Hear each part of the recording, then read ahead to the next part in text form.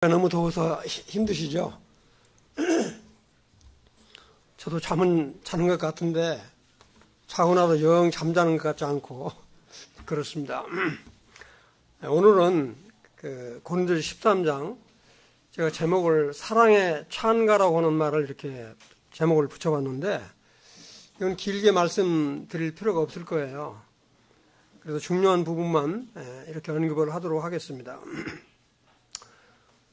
우선 이거 좀 첫 장만 띄워주실래요?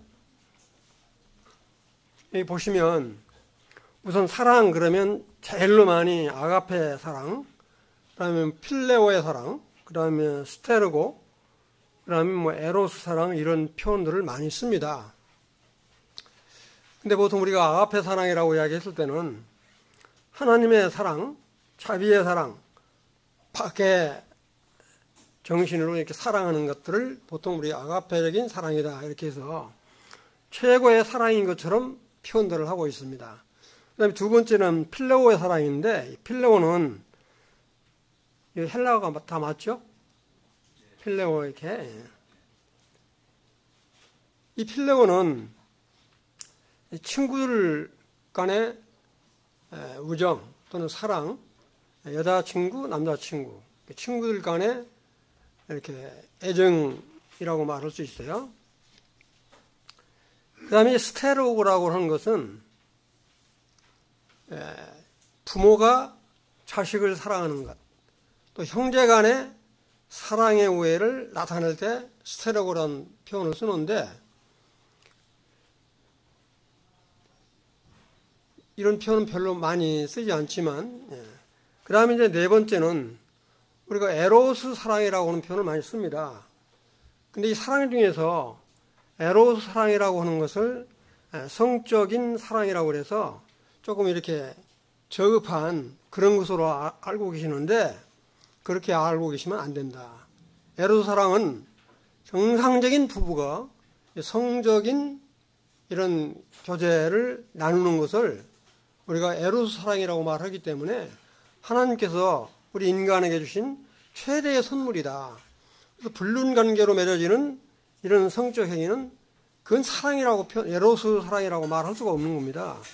그래서 지금 말씀드린 아가페 사랑이라든지 필레오의 사랑이라든가 스테로고라든가 에로적인 사랑은 정말로 하나님께서 이렇게 구분만 이렇게 했지 실제 우리 생활 가운데서 이거는 내가 하는 거는 지금 뭐 아가페 사랑이고 이건 에로스 사랑이고 이건 스테로고고 이건 필레오 사랑 이렇게 전혀 구분할 필요 없다. 우리 성도들은 동시다발적으로 이와 같은 사랑들을 표현하고 삽니다. 그러니까 혹시라도 에로스적인 사랑이라고 하는 이런 부분들을 우리가 저급하게 이렇게 생각한다든지 그러시면 큰 오해다. 이걸 말씀을 드리고 싶고요. 그 다음에 이와 같은 사랑을 표현하는 데는 가장 많이 쓰는 게 러브죠, 러브. 그 다음에 우리가 이 아가페적인 사랑이라고 할 때 영어로 쓸 때는 체리트라는 말을 씁니다. 체리트, C-H-A-R-T, 체리트 그러는데 그 다음에 약 한 7가지 정도가 돼요. 근데 성경에 사랑이라는 표현이 몇 번 나오냐면 제가 검색을 해보니까 546회가 나와요. 사랑이라고 하는 표현이 546회가 나오는데 이 아가페적인 사랑, 체리트로 쓴 단어가 약 24회가 나옵니다. 24회. 체리트. 아가페적인 사랑으로 표현할 때 체리트라는 단어가 약 24회가 나오고요. 그 다음에 러브라고 하는 이렇게 사용하는 말이 몇 번 나오냐면 281회가 나와요. 굉장히 많이 나오죠. 그 나머지 것들은 이 러브나 체리트를 쓰지 않고 다른 표현, 패션이라든지 디보이션이라든지 이런 다른 표현들로 7가지가 되는데 그건 다 말씀드리지 않겠습니다. 그런 표현들로 사용된다. 그런데 이렇게 고린도서 13장을 읽어보시면 정말 이 결혼식에서 빼놓지 않고 많이 사용을 하시잖아요. 이 고린도전서 13장에 나오는 사랑이라고 하는 표현은 전부 체리트, 아가페적인 사랑의 표현들입니다. 하나도 다른 표현 없어요. 전부 체리트라고 하는 표현이 무려 9번 나오죠. 사랑이라고 하는 표현 9번이 나오는데 9번이 전부 다 체리트, 아가페적인 사랑으로 표현되어 있다. 이렇게 이해를 하시면 돼요. 근데 구약 성경에 이 아가페적인 사랑이 여기만 나오는 게 아니라 예를 들어서 이 사도 요한이 쓴 요한 3서라든지 이런 데서 또 우리 사도 바울 형님이 쓰는 이 데모데 후서 전서 같은 데 이런 표현이 되어 있어요. 근데 놀라운 게 제가 한번 찾아봤어요. 우리 요한복음 21장 15절에 보시면 우리 주님이 부활하셔서 제자를 놓고 베드로한테 네가 나를 사랑하느냐? 그 다음에 또 네가 나를 사랑하느냐? 3번 묻죠. 그때 보통 이제 해석들을 첫 번째, 두 번째는 아가페적인 사랑으로 부르다 이렇게 해석들을 하셔요. 그 다음에 마지막 세 번째는 필레오의 사랑으로 이게 물었다 이런 표현들을 하시는데 이 요한복음 21장 15절에는 전부 다 러브란 말을 썼어요. 체리티란 말을 안 썼어요. 그 표현을 보면 또 그렇고요. 또 한 가지 또 놀라운 거 뭐냐면 요한일서 4장 7절에 보면 놀라운 표현이 있죠. 요한일서 4장 7절 사랑하는 자들아 우리가 서로 사랑하자. 사랑은 하나님께 속한 것이니 사랑하는 자마다 하나님으로부터 나서 하나님을 알고 그래서 이게 사랑 나오잖아요. 하나님을 아는 자가 사랑이라고 표현할 때 우리가 이게 아가페적인 사랑으로 체리티란 말을 쓸 것 같은데 전부 러브란 표현을 썼다 하는 이야기죠. 그래서 제가 말씀드리고 싶은 거는 이 러브라는 표현과 이 체리티라고 하는 아가페적인 이 표현이 쓰는 것에 따라서 다를 뿐이지 정말로 거의 같은 의미로 쓴다. 그래서 이 아가페적인 사랑은 정말 우리 주님의 다시 말씀드리면 우리 주님은 불특정 다수인을 상대로 하셔서 이렇게 사랑을 다 베푸시잖아요. 이와 같은 자비, 박애 이런 표현으로 쓸 때 보통 이 체리티라는 표현을 썼기 때문에 우리가 아까 말씀드린 바와 같이 뭐 아가페 사랑이라든가 필레오 사랑이라든가 스테로라든가 에로 사랑 이런 거 사랑을 굳이 이렇게 구분하실 필요는 없겠다 이런 표현을 드리면서 이제 13장으로 들어가기 전에 고린도서 12장 31절 여기 설명하려다가 제가 건너뛰어 버렸는데 여기 보시면 제가 지난번에 그런 말씀 드렸잖아요. 우리가 흔히 이 사랑은 모든 은사 중에서 제일로 뛰어난 은사가 아니냐 이렇게 아마 생각하시는 분들이 굉장히 많을 거예요. 그런데 고린도서 12장 31절을 보시면 개역성경에는 이 사랑이라는 표현이 단수로 되어 있어요. 은사가 단수로. 그런데 흠정력을 보시면 제가 읽어볼게요. 오직 가장 좋은 은사들을 그랬어요. 은사들을. 복수고 단수는 다르죠. 가장 좋은 은사들을 선물들을 간절히 사모하라. 사모하라 할 때 이 사모가 그냥 사모하는 게 아니라 영어로 covet. 그래서 탐내다, 탐하다, 욕심을 내다 그런 뜻이에요. 탐하 성경에다가 탐하라 뭐 이렇게 이런 표현을 쓰기가 좀 그래서 사모하다는 표현으로 쓰신 것 같은데 본래의 의미는 이렇게 탐하다, 아주 욕심을 내다 그런 뜻이에요. 그것처럼 이렇게 은사를 사모해라. 은사들을 사모해라. 그럼에도 내가 너희에게 더욱 뛰어난 길을 보이노라 이렇게 했어요. 근데 이 개역개정에는 뭐라고 나오냐면 그냥 사랑이 단수로 표현되니까 단수로 표현되고 바로 13장으로 이어지니까 이 은사가 사랑이 아닌가 이렇게 분별을 하시는데 저는 그렇게 분별하는 분들도 많은데 저는 여기서 은사를 더욱 사모하라 할 때 제일로 먼저 은사를 말할 때 지혜의 말씀과 지식의 말씀들이라고 말씀하셨잖아요. 그래서 이처럼 하나님의 말씀을 전파하는 이게 가장 우리 주님이 바라는 은사들이 아닌가 이렇게 분별을 하고 있어요. 다시 말씀드리면 나는 죽어도 사랑을 은사라고 보겠다 한다면 그렇게 하세요. 그렇게 한다고 해서 뭐 큰 일은 아닌데 그러나 은사로는 사랑을 분별하지 않고 모든 은사를 사용하는데 반드시 뭐가 전제되어야 하냐면 사랑이라고 하는 것이 전제되어야 한다 이거죠. 사랑이 없이 이렇게 은사를 사용하는 것은 소용이 없다 하는 이야기예요. 은사를 사용할 때는 사랑을 전제로 해야만 된다라고 하는 것을 말씀을 드립니다. 그 다음에 이제 그래서 지난번에도 이제 말씀드렸지만 우리가 은사라고 할 때 고린도서 12장에 은사라고 할 때 고린도전서에서는 약 한 몇 번 정도 나오냐면 18번 정도가 이렇게 나와요. 그 다음에 에베소서 4장 11절하고 로마서 12장에 나와 있는 말씀까지 다 합친다면 은사가 약 한 22개 정도 됩니다. 22개. 근데 제가 이렇게 보니까 찬양을 하는 거는 은사가 아닌가? 제 개인적인 분별입니다. 찬양. 정말 하나님을 찬양 잘하시는 분들 계시잖아요. 저는 이제 음치라 찬양이 잘 안 되는데 부르고 싶어 잘 안 돼요. 잘 안 나오니까. 그 다음에 개인 교제 상담을 아주 잘하시는 분들 계세요. 아주 특출나게 잘하시는 분들 계신다고. 이런 것들은 은사가 아닌가 개인적으로 생각을 해보는 거예요. 그때 당시는 은사가 이렇게 22개로 나와 있지만 지금은 너무도 많이 변했기 때문에 은사가 더 많이 넘쳐날 수 있다. 참고로 오시면 좋겠다 이거죠. 그 다음에 이제 고린도전서 13장 1절을 이렇게 보시면 1절부터 3절까지는 사랑의 정말 그 필수적인 표현을 뭐라고 해야 되나요? 정말로 사랑은 필수다. 은사를 사용하는 데 있어서 아까 말씀드렸지만 사랑이 전제되지 않고는 안 되기 때문에 사랑의 필수성을 1절부터 3절까지 언급을 하고 있어요. 1절부터 3절까지. 내가 여기도 흠정 개역개정에는 그냥 그래서 사람의 방언이라고 단수로 표현을 했는데 사람들의 방언들과 천사들의 말들을 할 줄 알아 이렇게 복수로 써져 있어요. 복수로.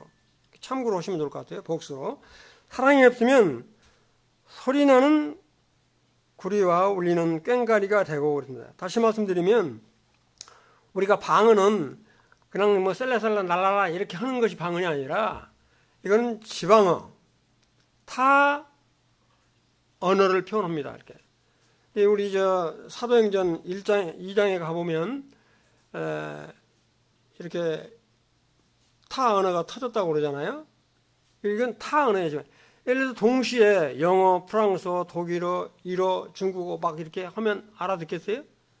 어느 날 갑자기 여기 우리 대학로 교회 가지고 뭐 중국어는 이제 얼마나 하니까 되는데 뭐 스페인어로 막 이렇게 한다든지 그러면 여기 알아들을 사람이 있냐고요? 없죠. 여하튼 그 애국어, 타 언어를 보통 우리가 방언이라고 이렇게 표현해. 텅스. 우리 제주도 사투리 한번 어렵잖아요. 제주도 사투리 쓰면 내가 뭐 제주도 사투리를 여기서 쓰진 않겠는데 굉장히 어렵다고요. 그런 것처럼 지방어, 타 언어를 보통 우리가 방언이라고 표현한다 이렇게 보시면 돼요.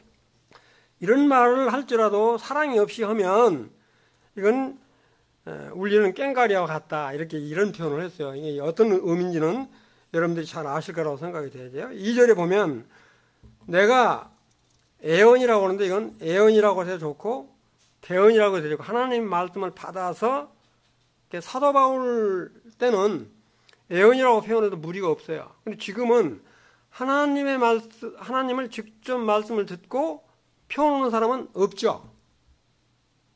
그래서 그 설명 들려다가 말 않고 넘어가는데 여하튼 은사가 한 22개가 되는데 현재 은사가 없어진 은사가 어떤 은사들은 없어졌냐 하면 사도의 은사는 없어졌어요. 사도가 되려면 어떤 사람들은 신사도가 라고 주장하는 사람인데 이건 대단히 헛소리 하는 사람들이야. 고린도후서 12장 12절에 보면 사도가 되려면 반드시 우리 주님을 본 사람이어야 돼요. 그 일곱 집사를 선택할 때도 예수님을 직접 본 사람들이에요. 그 다음에 반드시 이적을 베풀어야 돼요. 근데 지금처럼 예수님 본 사람이 있어요? 지금 시대? 예수님 본 사람 없어요. 나는 꿈에 봤다고 하는 사람은 그건 헛소리고, 예를 들어서. 그 다음에 정말로 이와 같은 이적을 베풀 수 있냐 이거죠. 그렇기 때문에 지금은 사도가 없어졌다. 그 다음에 아까도 말씀드렸지만 우리가 보통 선지자라고 그러죠. 선지자 또는 대언자. 저는 대언자라고 표현하는 것이 옳다라고 봅니다. 왜냐하면 하나님의 말씀을 받아서 대신 전했기 때문에 대언자가 맞지, 그냥 하나님의 말씀을 받아서 자기가 뭐 한 것처럼 하는 건 아니잖아요. 그건 이제 오해 없으시길 바라요. 이와 같은 은사는 지금은 없어졌다, 이렇게 보시면 돼요. 내가 13장 2절, 내가 예언하는 능력이 있어도 모든 비밀과 모든 지식을 알고 또 산을 옮길 만한 모든 믿음이 있을지라도 사랑이 없으면 내가 아무것도 아니요, 그랬습니다. 참 하나님 앞에서 나는 상당히 큰 존재죠. 그런데 참 무의미한 가치로 나타난다고 한다면 안 좋잖아요. 그러니까 하여튼 사랑이 반드시 포함돼야 된다. 그 다음에 이제 13장 3절에는 내가 내게 있는 모든 곳으로 구제하고 내 몸을 불사르게 내어질지라도 사랑이 없으면 내게 아무 유익이 없느니라. 이건 아주 쉽게 예를 들어서 말씀을 드리면, 내가 명예를 위해서요, 불쌍한 고아원에다가 수천만 원의 돈을 기부할 수도 있죠. 사랑 없이 할 수 있어요. 뭐 기부하는 거는 얼마든지. 무슨 말인지 이해되시죠? 또는 자동차를 보니까 자동차가 오는 걸 모르고 있어요, 이 사람이. 그래서 급히 가서 이렇게 밀치고 자기가 예를 들어서 다쳤다라고 한다면 어떻게 보세요? 사랑으로 밀쳤다고 보세요? 아니면 그냥 순간적으로 그런 유기를, 그 사람의 위험을 없애기 위해서 했다고 생각하세요?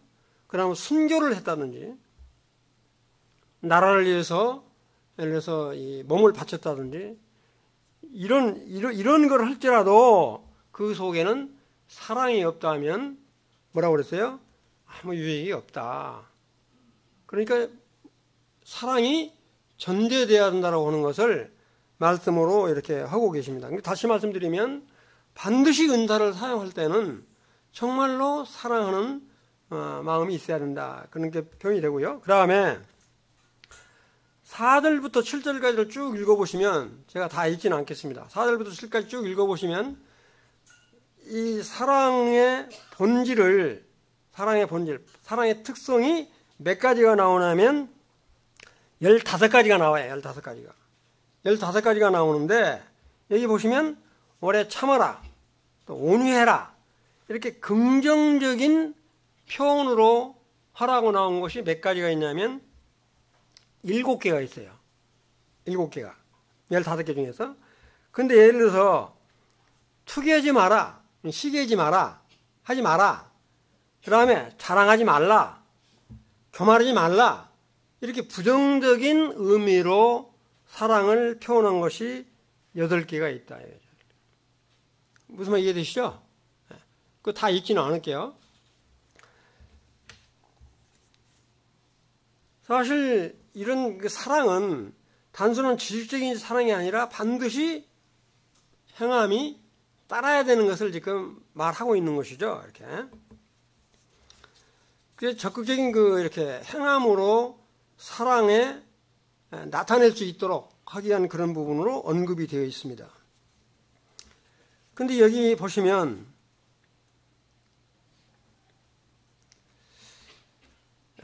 요한일서 4장 8절에도 이런 표현이 있어요. 사랑하지 아니하는 자는 하나님을 알지 못한다. 사랑하지 아니하는 자는 하나님을 알지 못한다. 정말 하나님을 아는 사람은 사랑으로 나타낼 수밖에 없다. 그래서 어떤 분이 이런 표현을 썼는데 참 너무 좋더라고요. 무슨 말이냐면 남에게 내가 주지 않고는 사랑이 표현이 안 된다. 또 바꿔서 사랑이 없으면 내 거를 남에게 주지 않는다. 무슨 말인지 이해되시죠? 그러니까 이 사랑에는 내 가진 거가 반드시 남한테 전달된다는 거죠. 이렇게 주지 않고는 사랑으로 나타내지 않고 또 사랑이 없이는 내 거를 줄 수가 없다. 이런 표현들을 한번 이렇게 생각을 해보시면 사랑이 얼마나 중요한 의미를 가지고 있는가 알 수 있을 것 같아요. 그 다음에 4절에 보면 13장 4절은 사랑은 오래 참고 사랑은 온유하며 쭉 나오잖아요. 여기는 아마 여러분들 이름을 넣고 한번 각자 한번 해보세요. 예를 들어서 예수님은 오래 참고 예수님은 온유하며 시기하지 아니하며 예수님은 자랑하지 아니하며 이렇게 넣으면 좀 이렇게 부드럽죠. 근데 여기다가 내 이름을 넣으면 영 어색하더라고요. 호준이는 오래 참고 내가 오래 참는다. 오늘도 아침에 오면서 내 입에서 좀 안 좋은 말이 나오는데 아니 차가 갑자기 끼어들어오는 바람에 나도 모르게 그 안 좋은 말이 나오잖아요. 이렇게. 예를 들어 그런 것처럼 지금 이 사랑은 얼마나 참 특성을 나타내는가를 이렇게 잘 표현하고 있어요. 5절에 보면 무례히 행치 아니하며 자기 유익을 구취하냐며 성내지 아니하며 악한 것을 생각. 이거 너무너무 이게 중요하기 때문에 길게 말씀 안 드리고요. 이 무례히 행치 않는다 이 말은 좀 내가 하고 싶어요. 정말로 사랑하는 사람, 정말 친구와는 절대 무례히 행하면 안 됩니다.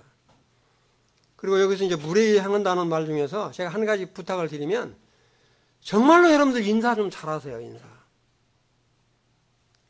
얼굴 보고 멀뚱멀뚱히 인사 안 하면 진짜 민망해요. 그래서 우리 교회도 그런 사람이 있어요. 내가 누구라고 말을 안 할게요. 그래서 이 인사를 잘 나타내는 거는 상대방을 아주 사랑하는 마음의 표현인 거예요. 이게 인사라고 하는 게 다른 표현이 아니라. 근데 사람 보고 얼굴 멀고 살아보고 있으면 아는 채도 모른 척 가버리고 그러면 얼마나 무색하냐고요, 이게. 우리 교회는 그걸 아는다가 아니라 실제 그런 경우가 있기 때문에 참고로 말씀을 드리는 거예요. 정말로 인사를 잘 하셔야 돼. 누가 됐든 간에 먼저 본 사람이. 형제님, 자매님, 이렇게 인사하면 얼마나 좋아요. 그런데 그냥 생뚱맞게 이렇게 벌뚱벌뚱하고 오면 이게 바로 무례한 짓이거든요. 이게 내가 한 말이 아니고 이게 우리 바울 형님이 한 말이니까 잘 이렇게 새겨드리시면 좋을 것 같아요. 그 다음에 성내지 말라. 이건 좀 오해 없으시면 되겠어요. 쉽게 성내지 말라. 이게. 의로운 분노는 낼 줄 알아야 돼요. 잘못하고 있으면 화를 내서 막아야죠. 우리 주님도 그러잖아요. 예를 들어서. 성내지 말라고 그러니까 그냥 좋은 거든 나쁜 거든 그냥 흥양흥양 아니라 이건 이렇게 바른 일에 있어서는 우리가 의로운 분노를 낼 줄 알아야 되고요. 아무런 일도 아닌데 그냥 성질되고 그러면 안 좋잖아요. 그래서 쉽게 성내지 마라. 이제 그런 뜻을 하고 있으니까 참고로 하시면 좋을 것 같고요. 그 다음에 7절에 보면 모든 것을 참으며 모든 것을 믿으며 이렇게 쭉 나와 있으니까 참고로 하시면 좋을 것 같고요. 그 다음에 이제 13장 8절에 보면 사랑은 언제까지나 떨어지지 아니하며 애언도 패하고 방언도 그치고 지식도 피하리라. 사랑은 주님이 오시고 천년왕국이 이루어질 때까지도 절대 안 없어진다고요. 그런데 우리가 이제 휴거를 받고 주님 나라에 딱 들어가 버리면 우리가 알고 있는 지식, 이런 모든 것들은 다 패한다 하는 이야기죠. 우리가 알고 있는 지식 같은 것도 우리가 이제 주님 나라에 가버리면 필요 없다는 거예요. 다 소멸된다 이거죠. 사랑은 영원하다. 그 다음에 우리는 부분적으로 13절 9절 우리는 부분적으로 알고 부분적으로 예언하니, 사실 우리 인간이 가지고 있는 은사는 하나님으로부터 받았지만 온전치 않잖아요. 우리 인간이 행할 때는 부분적으로 행할 수밖에 없고 상대적으로 행할 수밖에 없습니다. 아주 좋은 예로요.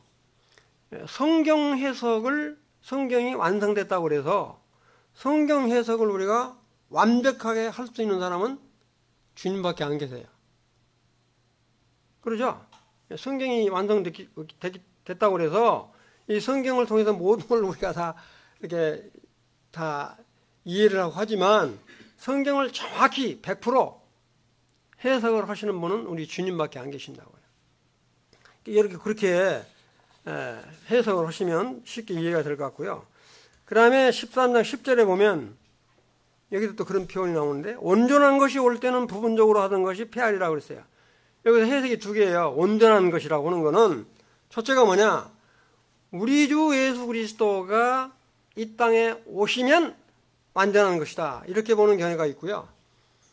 또 옛날에 우리 모임에서는 성경, 그때 당시에는 성경이 없었지만 성경이 완성되는 것을 완전한 것이다. 이렇게 보는 사람들이 있었어요. 견해가.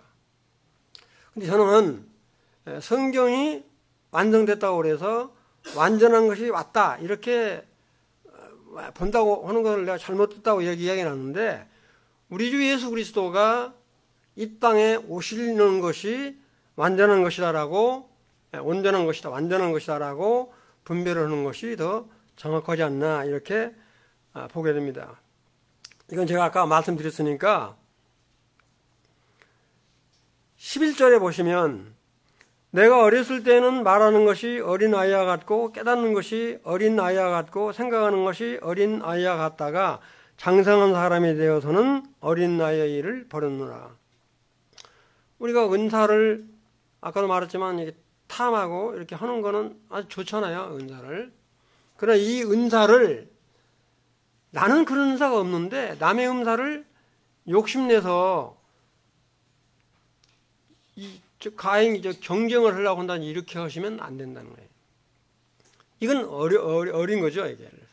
자기 은사를 주님 안에서 100% 120%잘 사용해서 하는 게 좋지.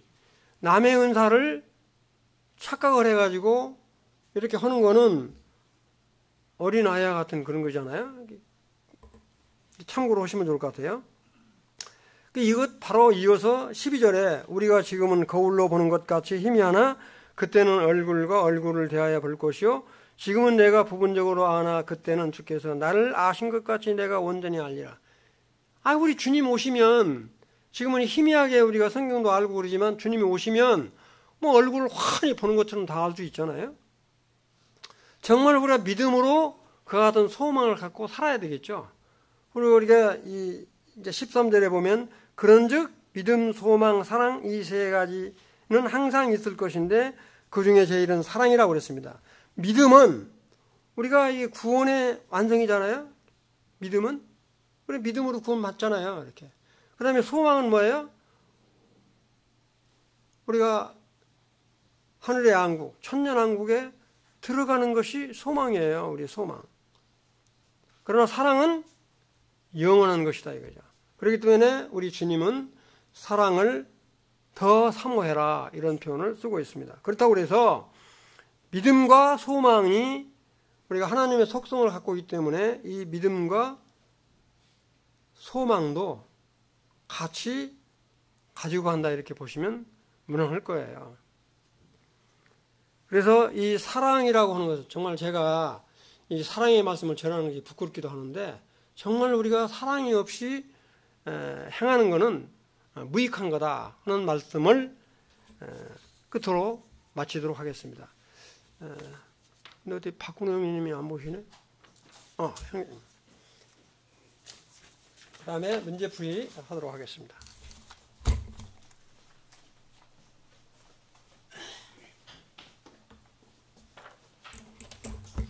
안녕하세요. 이어서 문제풀이로 넘어가겠습니다. 오늘 원래 박근용 형제님께서 해주실 차례인데 몸이 좀 안 좋으시다고 해서 제가 대신 하게 됐고요. 그 박근용 형제님께서 준비해 주신 자료를 바탕으로 해서 진행하도록 하겠습니다. 자료를 띄워 주실 수 있을까요? 네. 그리고 아마 지금 자료가 지금 바탕 화면에 안 나오는데 그 카톡방에 올라와 있을 겁니다. 그래서 좀 휴대폰으로 보실 수 있는 분들은 보시면 될 것 같고요. 네, 문제를 보시면은 1번 보시면 사랑이 없는 예언의 능력과 모든 지식 그리고 산을 옮길 만한 모든 믿음이 아무것도 아니라고 말씀하신 이유는 무엇일까가 이제 첫 번째 문제가 되겠습니다. 오늘 본문 13장의 1, 2절에 보시면은 방언, 천사의 말, 그다음에 예언, 능력, 믿음, 지식 같은 은사에 대해서 언급을 하고 있는데요.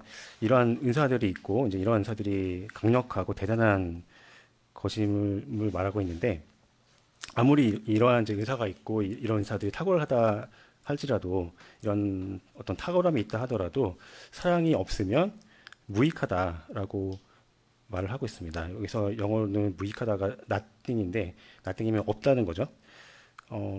그러한 탁월함이 있는데 왜 그게 없는 거나 마찬가지라고 했을까요? 이제 결과론적으로 말씀을 드리자면 이러한 탁월함이 있다 하더라도 성과로 인정이 되지 않는다. 그러니까 열매로서 받아들여지지 않고 뭐 공로라든가 또 보상도 없다라는 것 때문에 이제 이것이 nothing이라고 얘기하는 것을 알 수가 있는데요.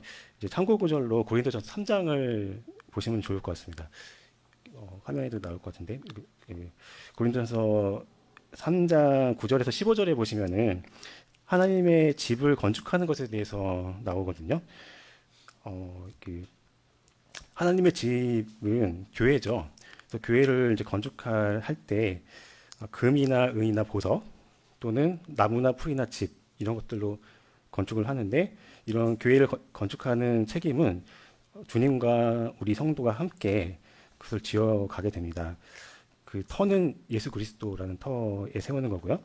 건축 재료들로는 방금 말씀드렸던 6가지 정도가 나오는데 이게 크게 2개의 종류로 구분이 되는 것 같습니다. 금은 보석같이 변하지 않는 것이 있는가 하면은 이제 나무, 풀, 집과 같이 약하고 불에 탈 수 있는 변하는 것들 이런 것들로 나눠지게 되는데요. 금은 보석 같은 것은 불변하기 때문에 이제 신성에 속하는 것, 또 하나님의 성품이라고 볼 수 있을 거고요. 이 하나님의 성품 중에 가장 큰 대표적인 게 이제 하나님의 사랑이시죠. 그래서 하나님의 사랑이라는 그 성품, 그것을 나타낸다고 볼 수 있고, 풀이나 나무나 집 같은 것들은 인간의 자원으로 하는 것, 인간의 힘으로 하는 것. 그렇기 때문에 주님께서 인정하지 않으실 것을 우리가 알 수 있고요. 어떠한 보상도 상도 또 멸류관도 없을 것이다라는 것을 알 수가 있습니다. 그렇기 때문에 이제 사랑 없이 이루어진 것들이 다 아무것도 유익이 없게 되는 거고요. 또 고린도전서 9장 27절에 보시면은 바울 사도는 이렇게까지 말하고 있는데요. 바울 스스로가 남에게 전파를 했는데 말씀을 전파했는데 도리어 버림을 받을까봐 두렵다라고 말을 하고 있습니다. 그의 사역과 그의 자격이 인정받지 못한다, 또 상급을 받지 못한다 이런 두려움이 있다라고 말하고 있는 건데요. 바울조차도 이제 이렇게 말하고 있다는 것을 봤을 때 우리가 이제 주님의 사역을 감당함에 있어서 내적인 동기가 어떠한지를 살펴봐야 된다라는 것을 우리가 볼 수가 그것을 중요하게 생각할 수가 있습니다.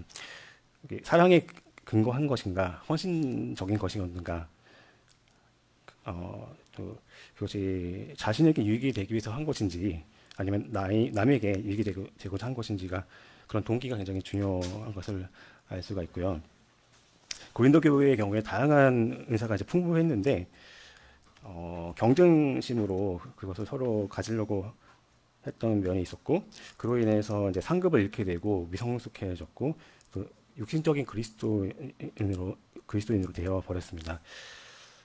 우리가 어떤 은사를 행할 때 또 교회의 어떤 일들을 다 감당하실 텐데 교회 일을 감당하실 때 저를 포함해서 그리스도와 같이 아버지 하나님의 사랑에 기반해서 행해야 하겠습니다. 요한일서 4장 8절에 보시면은 사랑하지 아니하는 자는 하나님을 알지 못하나니 이는 하나님은 사랑이십니다. 이렇게 말씀하고 있죠. 오늘 이호준 선생님께서도 이 고린도전서 13장에 나오는 사랑이 아가페라는 표현으로 되어 있다. 하나님의 그 헌신적인 사랑도 무조건적인 사랑을 의미하는 그 아가페라는 단어가 사용됐다라고 말씀을 해주셨는데요. 이 하나님은 사랑이심이라고 말할 때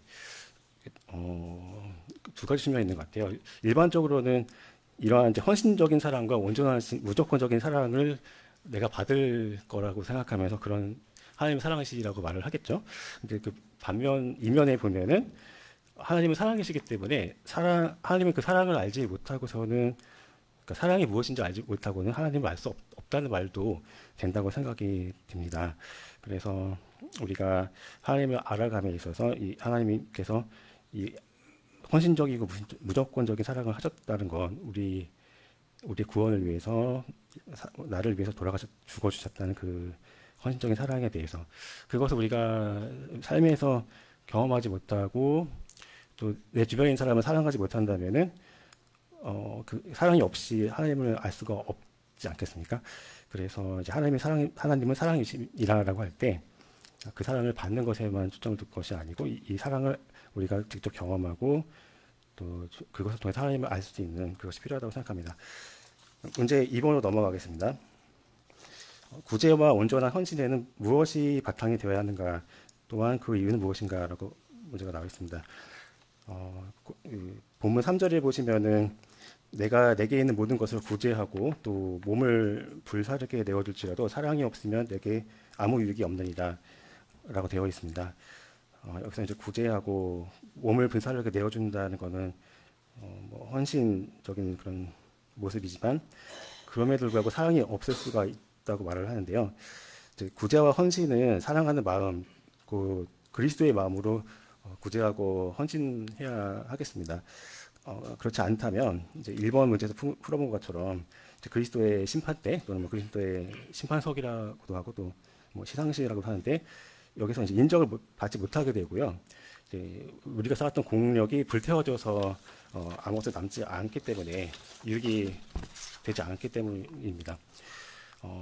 구제나 헌신, 즉 남을 돕는다거나 또 몸을 드린다라고 할 때 나의 의로움이나 나의 자원으로 한다면 유익함이 불가능할 것입니다.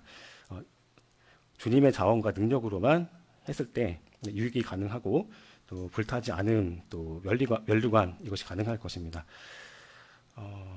그래서 우리가 어떤 주님 앞에서 행함을 하기에 앞서서 주님께 그 뜻과 능력을 구하고 또 주님 안에서 행해야만 하겠습니다.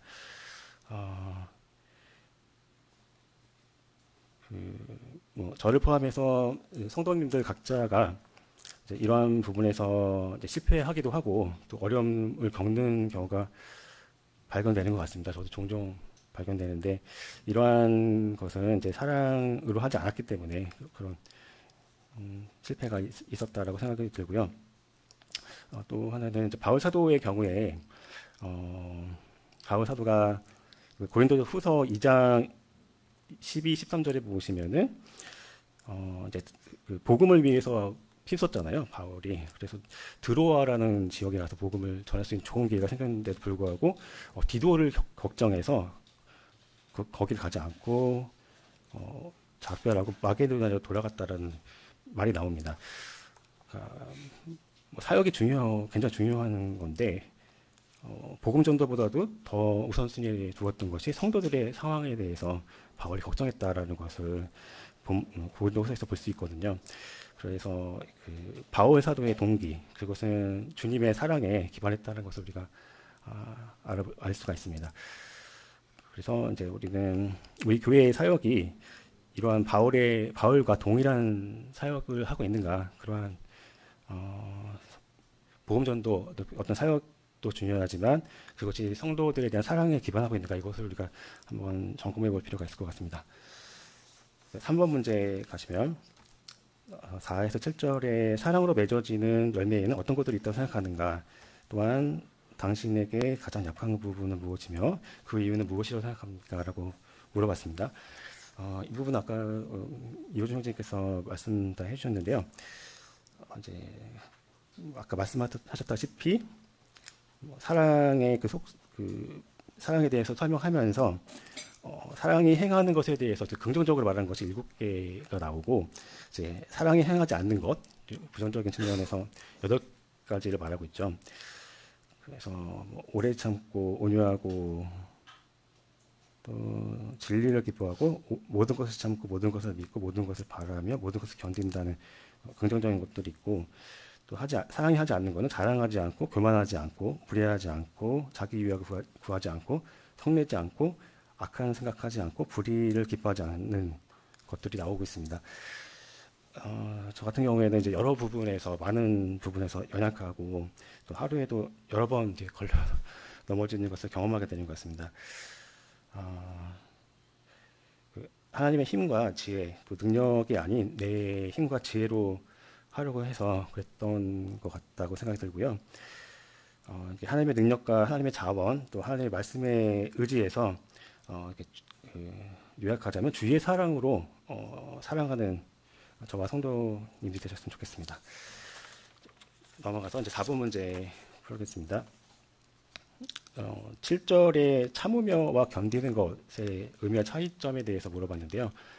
7절에 이제 방금 제가 읽었던 것처럼 모든 것을 참으며라고 시작한 다음에 모든 것을 견디느니라로 끝나거든요. 그래서 참는 것과 견디는 것이 나오는데 참고 견디는 것 사실 같은 거 아닌가라는 생각이 들기도 하죠. 그래서 이제 그거를 좀 구분해 보고자 이 문제가 나온 것 같은데요. 그래서 이제 또 그리스어 적혀 있는 원어를 또 가서 비교를 해놓은 것 같습니다. 그래서 이제 참으며라고 된 거는 헬라어로 스테고라는 단어가 쓰였다고 하고 또 견디다라는 거는 헬라어로 휘포메노라는 단어가 쓰였다고 하는데요.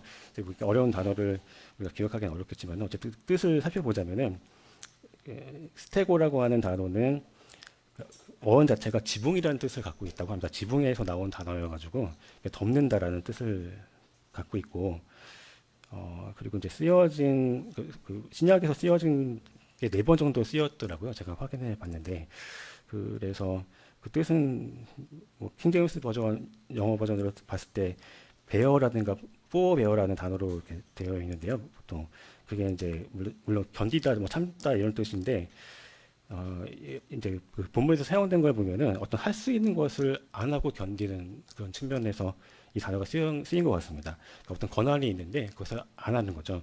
고린도전서 9장 12절에 보면은 우리가 이권을 쓰지 아니하고 범사에 참는 것은이라고 이렇게 나오고 있거든요. 그래서 복음에 장악이 없게 하기 위해서 내가 어떤 걸 할 수 있었는데 안 했다.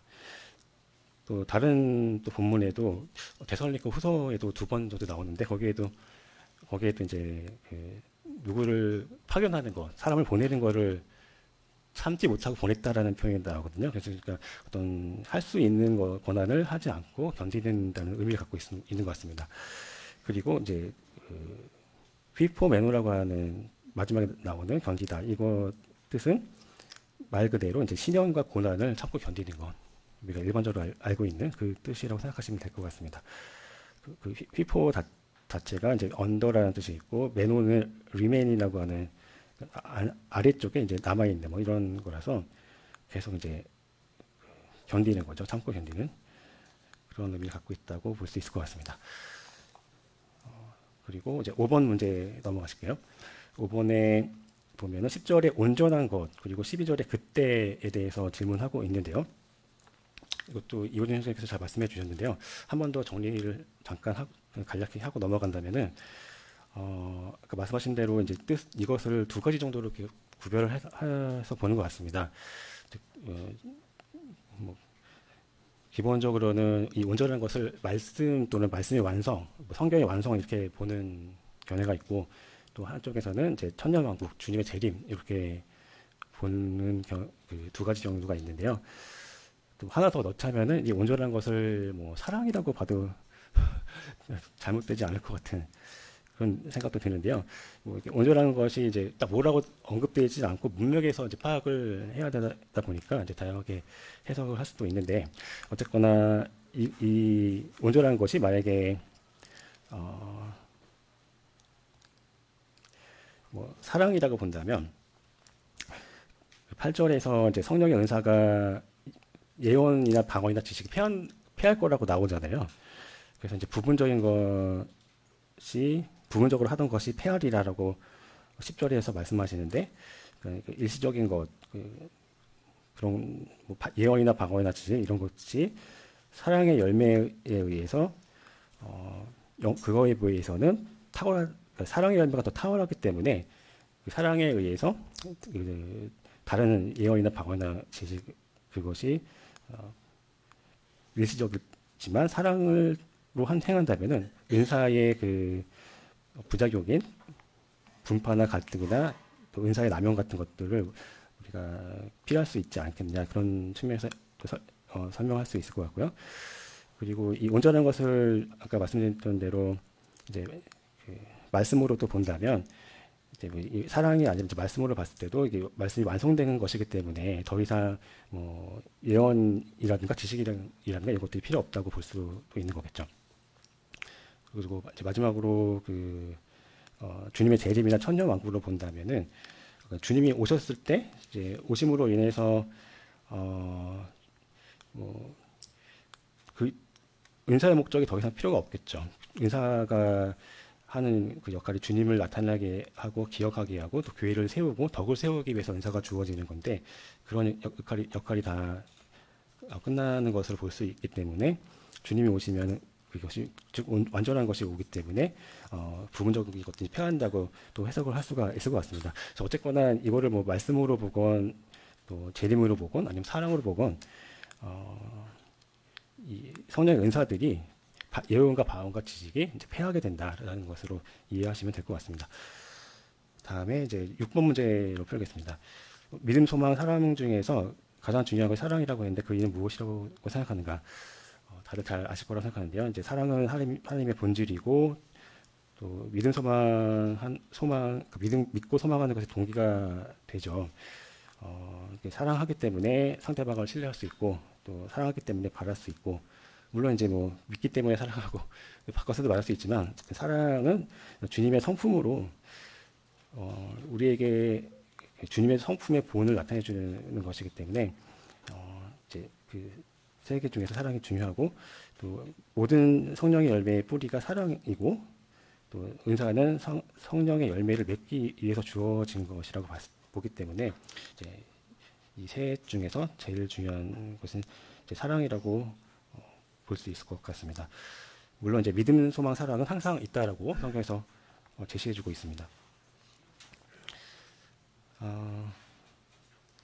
네. 그리고 7번은 이 과에서 교훈을 찾는 것인데 이제 각자 풀어보시는 걸 하면 될 것 같고요. 혹시 뭐 질문이나 언급하고 싶은 내용 있으시면은 말씀해 주셔도 좋을 것 같고요. 특별히 없으시면은 네, 그러면 네, 기도하고 마치도록 하겠습니다. 사랑과 은혜가 충만하신 주 하나님 아버지 감사드립니다. 오늘 고린도전서 13장 사랑의 장을 저희가 공부할 수 있는 기회를 주셔서 주님의 성품에 대해서 다시 한번 공부하게 해주셔서 감사드립니다.